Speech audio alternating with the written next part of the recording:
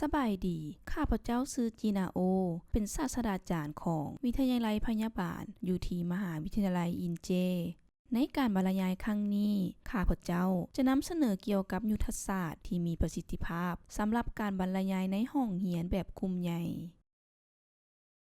ภายหลังสำเร็จการบรรยายนี้ท่านจะได้เรียนรู้3ผลได้รับของบทเรียนทำอิฐท่านจะเรียนรู้เกี่ยวกับบรรดาหลักการพื้นฐานที่มีประสิทธิภาพสำหรับห้องเรียนแบบกลุ่มใหญ่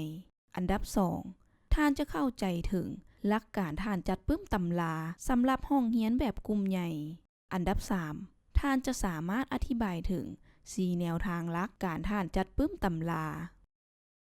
ทั้งหมดที่กล่าวมานั้นในบทเรียนมื้อนี้จะช่วยเสริมสร้างความมั่นใจสำหรับการบรรยายของท่านอีกด้วยต่อไปพวกเราลองมาค้นคิดร่วมกัน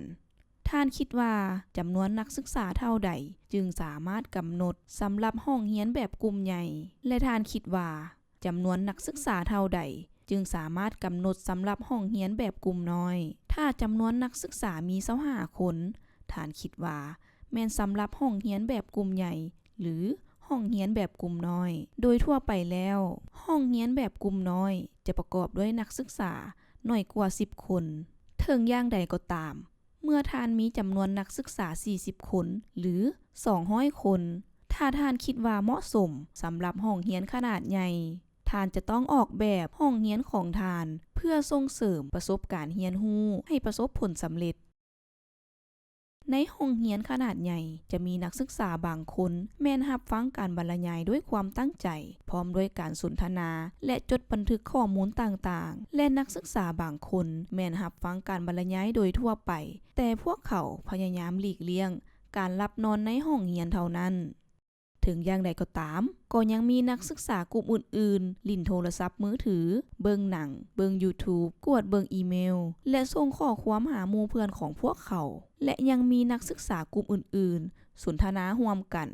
และบางคนแม่นนอนคว่ำเทิงหน้าโต๊ะอีกด้วยดังนั้น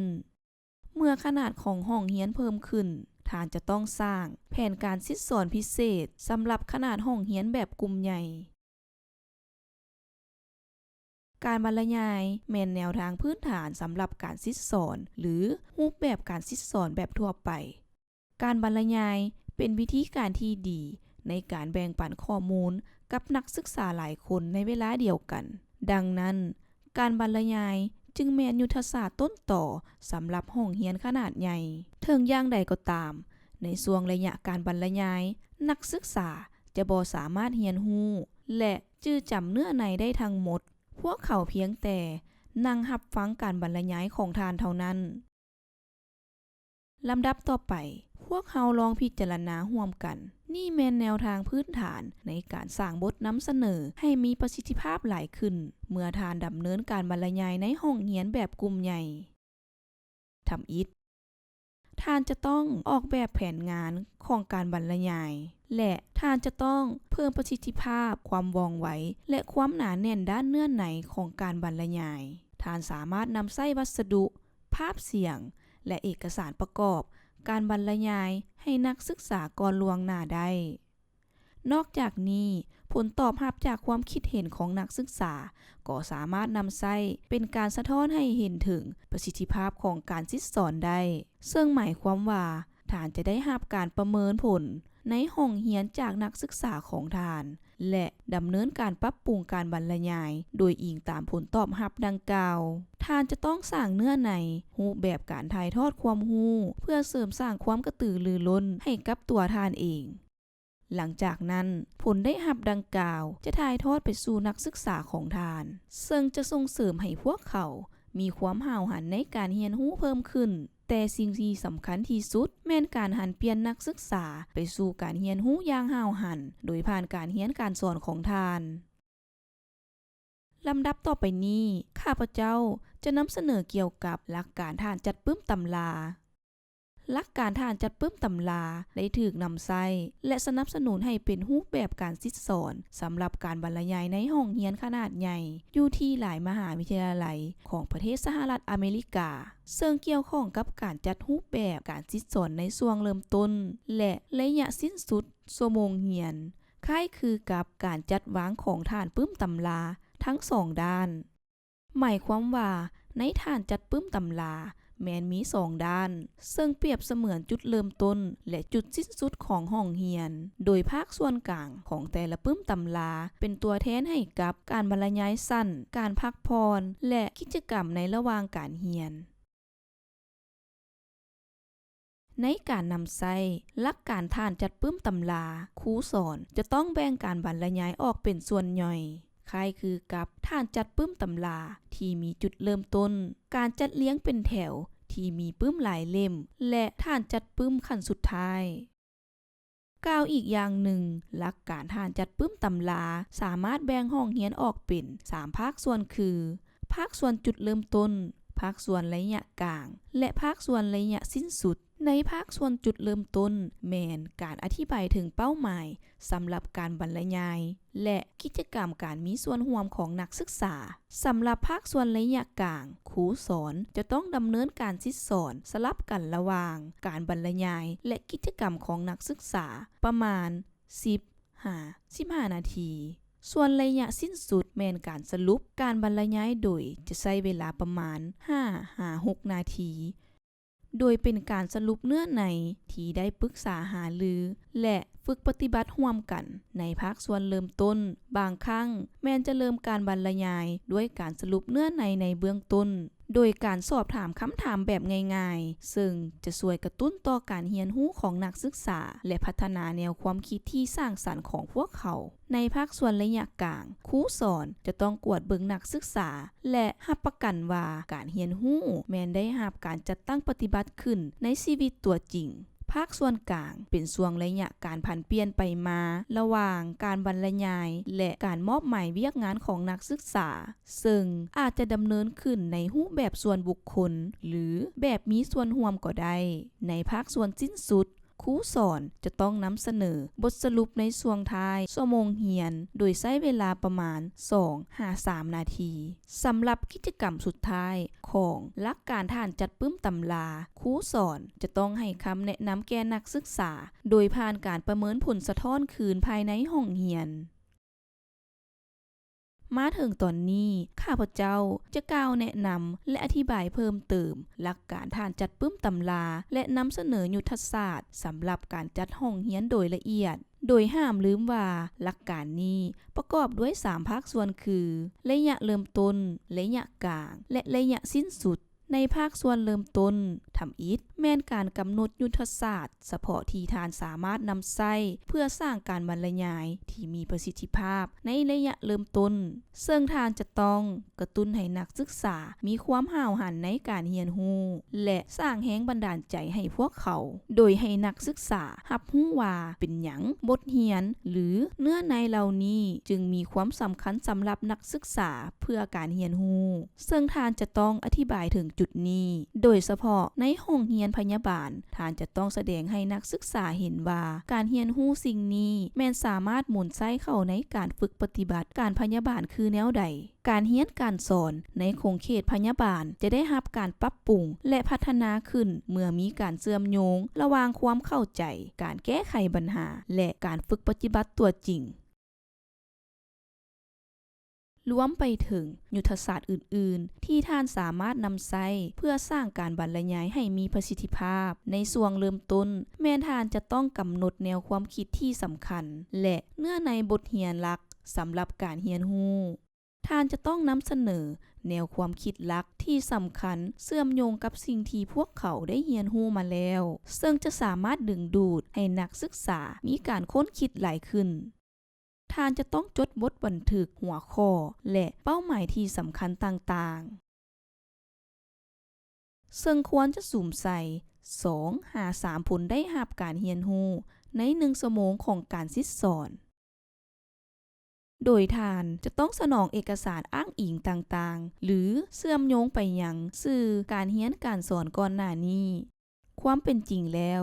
สื่อการเรียนการสอนเหล่านี้จะต้องได้รับการสนองให้ก่อนการเริ่มบรรยายครูสอนจะต้องแจ้งให้นักศึกษาถึงแนวทางในการประเมินผลเชื่อมโยงกับผลได้รับการเรียนรู้ในช่วงระยะเริ่มต้นของการบรรยายคือแนวใดปัจจุบันนี้ นักศึกษาแม้นมีความกังวลหลายต่อการวัดประเมินและประเมินผลของพวกเขาและยุทธศาสตร์เฉพาะที่ทานสามารถนำใช้เพื่อสร้างการบรรยายที่มีประสิทธิภาพในช่วงระยะกลางแม่นทำอิฐท่านจะต้องแนะนำแนวความคิดใหม่และนำเสนอข้อกำหนดเนื้อในที่สำคัญตามรายการอย่างละเอียดเมื่อท่านอธิบายถึงบางอย่างท่านจะต้องนำเสนออย่างจะแจ้งโดยนำใส่รูปแบบการเล่าเรื่องการเปรียบเทียบและการยกตัวอย่างและท่านสามารถอธิบายถึงแนวความคิดที่ท้าทายโดยเชื่อมโยงกับสถานการณ์ในชีวิตตัวจริงอย่างง่ายดายท่านจะต้องนำเสนอตัวอย่างและบรรดารูปภาพประกอบที่ชัดเจนและท่านจะต้องดำเนินการทบทวนคืนจุดที่สำคัญใดหนึ่งไปตามแต่ละระยะเพราะว่านักศึกษามหาวิทยาลัยพวกเขาจะตั้งใจรับฟังการบรรยายบ่เกิน15นาทีฉะนั้นควรกำหนดระยะพักผ่อนสำหรับการบรรยายให้เหมาะสมนี่แม่นจุดหนึ่งที่สำคัญสำหรับหลักการท่านจัดปึ้มตำราเพราะว่าวิธีการนี้จะช่วยสุกยุให้นักศึกษาเสื่อมซึมจื้อจำและนำใช้แนวความคิดที่ได้เรียนรู้มาก่อนเพื่อส่งเสริมการเรียนรู้ของพวกเขาการบรรยายอาจจะพักผ่อนได้ทุกๆ10-15นาทีเพื่อรักษาความตื่นตัวของนักศึกษาแนวทางดังกล่าวจะช่วยให้นักศึกษาเริ่มเข้าใจถึงเนื้อในของการบรรยายเพื่อชี้แจงเกี่ยวกับประเด็นที่บ่เข้าใจและประมวลผลข้อมูลลงในหน่วยความจำระยะยาวซึ่งท่านสามารถอธิบายรูปแบบนี้ได้ในจุดนี้ข้าพเจ้าจะหยุดการบรรยายเพื่อกวดการจดบันทึกข้าพเจ้าต้องการให้ทานกวดเบิงการจดบันทึกกรุณากวดเบิงการจดบันทึกของทานและค้นคิดเกี่ยวกับสิ่งดังกล่าวหลังจากนั้นสอบถามข้าพเจ้าคืนถ้าบรรดาทานบ่เข้าใจหรือมีความต้องการสอบถามสิ่งใดหรือบ่แต่ด้วยความคิดสร้างสรรค์เพียงเล็กน้อยเท่านั้นมันก็สามารถเป็นไปได้ในการเปลี่ยนแปลงสภาพแวดล้อมไปสู่การเรียนรู้อย่างห้าวหันซึ่งจะเฮ็ดให้นักศึกษารู้สึกตื่นเต้นหลายขึ้นในการเข้าร่วมการบรรยายขนาดใหญ่ดังนั้นกรุณาจัดแบ่งการบรรยายร่วมกับกิจกรรมสำหรับการเรียนรู้อย่างห้าวหันท่านสามารถสอบถามนักศึกษาในช่วงระยะการบรรยายและตอบคำถามพวกเขาได้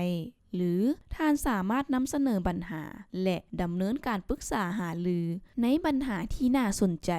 โดยมอบหมายให้นักศึกษาเสริมขยายจินตนาการและการสนทนาของพวกเขาต่อกับความคิดดังกล่าวไปสู่เนื้อในใจความรักซึ่งท่านจะต้องสร้างแนวทางการเรียนรู้ที่ม่วนซื่นและดึงดูดให้นักศึกษาเข้าร่วมถ้าท่านหันเปลี่ยนห้องเรียนไปสู่การเรียนรู้อย่างห้าวหันนักศึกษาจะประยุกต์ใช้และหมุนใช้ในสิ่งที่พวกเขาเรียนรู้มาแล้วโดยทันที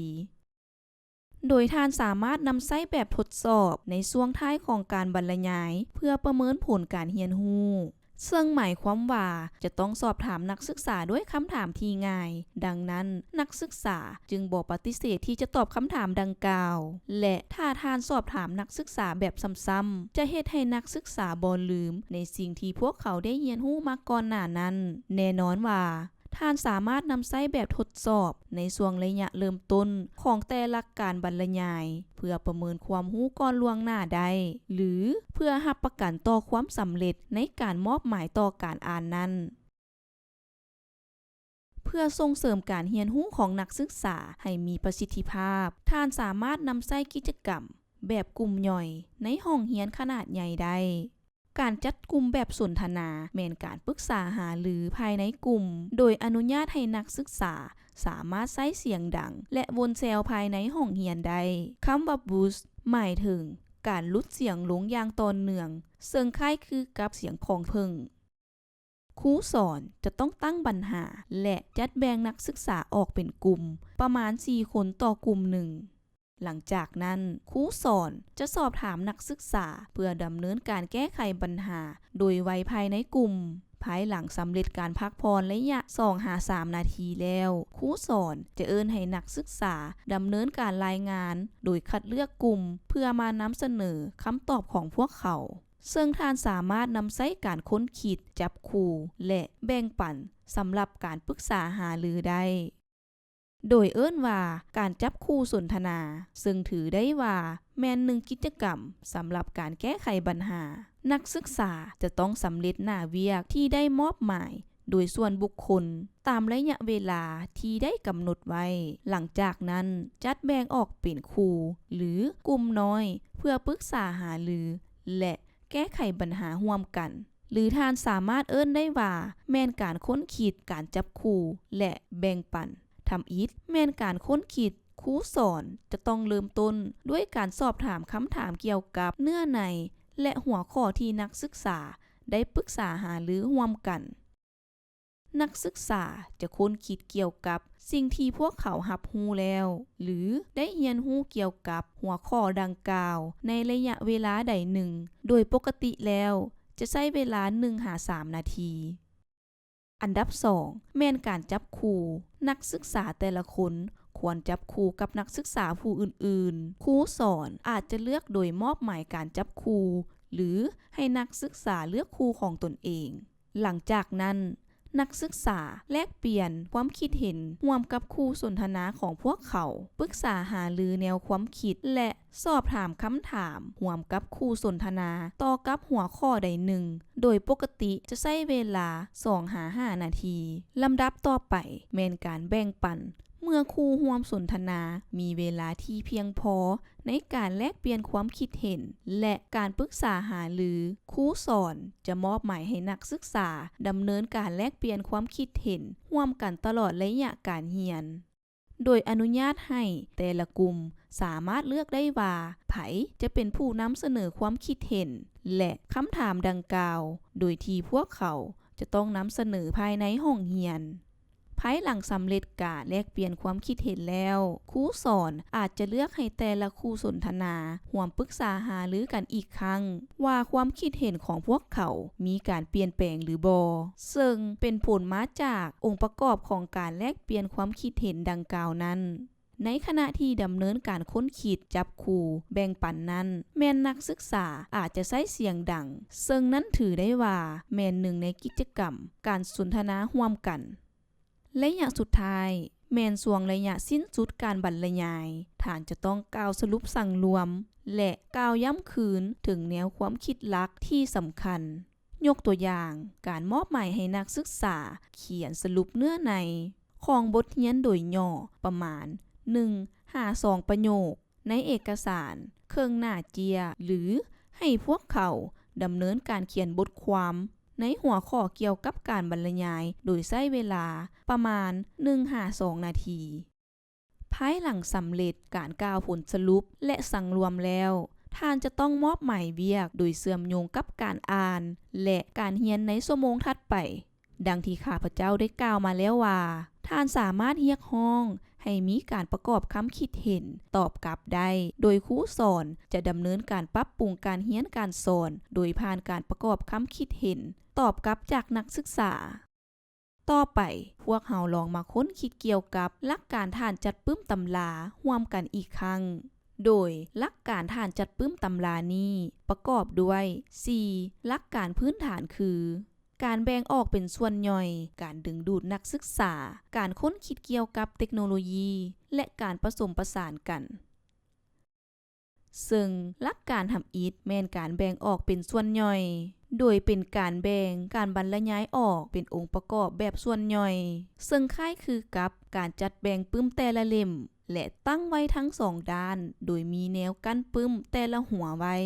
ครูสอนจะหยุดการบรรยายและสังเกตเบิ่งว่านักศึกษาได้ดำเนินการเรียนรู้โดยผ่านยุทธศาสตร์และกิจกรรมการเรียนการสอนอย่างแดเช่นเวียกงานแก้ไขปัญหาการแสดงบทบาทและการสาธิตเป็นต้นสำหรับการบรรยายแต่ละครั้งบ่ควรดำเนินการบรรยายที่บ่น่าสนใจและนำใช้เสียงที่แหบบ่ชัดเจนหลักการท่านจัดปึ้มตำราอันดับ 2 ได้แก่การดึงดูดนักศึกษาครูสอนสามารถดึงดูดความสนใจของนักศึกษาด้วยการนำเสนอหัวข้อต่างๆโดยผ่านการสนทนาร่วมกันเช่นการจัดกลุ่มปรึกษาหารือร่วมกัน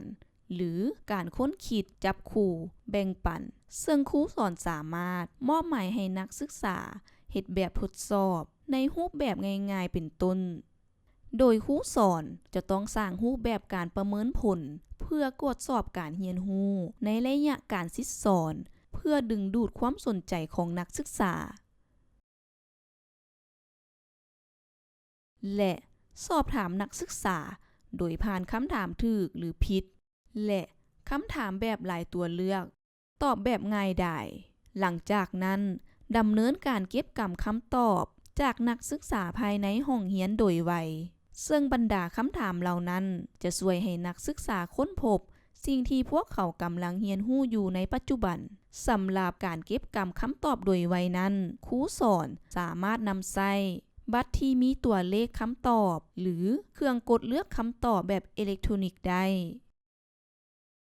หลักการฐานจัดปึ้มตำราอันดับ 3 ได้แก่การค้นคิดเกี่ยวกับเทคโนโลยีข้าพเจ้าได้กล่าวไว้ว่าท่านสามารถนำใช้เครื่องกดเลือกคำตอบถ้าท่านยังจื้อได้นั่นหมายความว่าท่านเข้าใจคำว่าการค้นคิดเกี่ยวกับเทคโนโลยีการค้นคิดเกี่ยวกับเทคโนโลยีหมายถึงการสร้างเพื่อนมิตรให้กับตัวเองโดยท่านจะต้องหมุนใช้เทคโนโลยีให้กลายเป็นเพื่อนมิตรของท่านโดยผ่านการนำใช้อย่างถูกต้องยกตัวอย่างนักศึกษาตอบคำถามโดยนำใช้เครื่องมือผ่านระบบในการกดเลือกคำตอบเครื่องกดเลือกคำตอบแม้นสามารถคิดไล่คะแนนทั้งหมดโดยไวและสะดวกสบายแต่ก็ยังมีอุปกรณ์เทคโนโลยีรูปแบบอื่นๆได้แก่โทรศัพท์มือถือแท็บเล็ตคอมพิวเตอร์ทวิตเตอร์และอื่นๆเทคโนโลยีสามารถดึงดูดให้นักศึกษามีส่วนร่วมในห้องเรียนหลายขึ้นและกระตุ้นให้นักศึกษามีการปรึกษาหารือร่วมกันหลายขึ้นหลักการฐานจัดปึ้มตำราอันดับ 4 ได้แก่การผสมผสานหมายถึงการผสมผสานทุกๆอย่างที่ท่านได้เรียนรู้มาถึงปัจจุบันและนำใช้การเรียนรู้ดังกล่าวสร้างความท้าทายให้กับตนเองและนักศึกษาของท่านโดยการเพิ่มบรรดากิจกรรมต่างๆเพื่อหลีกเลี่ยงการนำใช้เทคโนโลยีแบบดั้งเดิมซ้ำๆในทุกๆมื้อซึ่งนั่นก็แม่นบรรดายุทธศาสตร์ทั้งหมดสำหรับการบรรยายในห้องเรียนขนาดใหญ่เพราะว่าการบรรยายแม่นแนวทางการสอนแบบพื้นฐานสำหรับห้องเรียนแบบกลุ่มใหญ่และยังถูกนำใช้หลายในปัจจุบันกรุณาจื้อจำเนื้อในของการบรรยายครั้งนี้และนำใช้แนวทางดังกล่าวเข้าในการสอนของนักศึกษาของท่านอย่างมีประสิทธิภาพขอขอบใจสำหรับการรับฟังของท่าน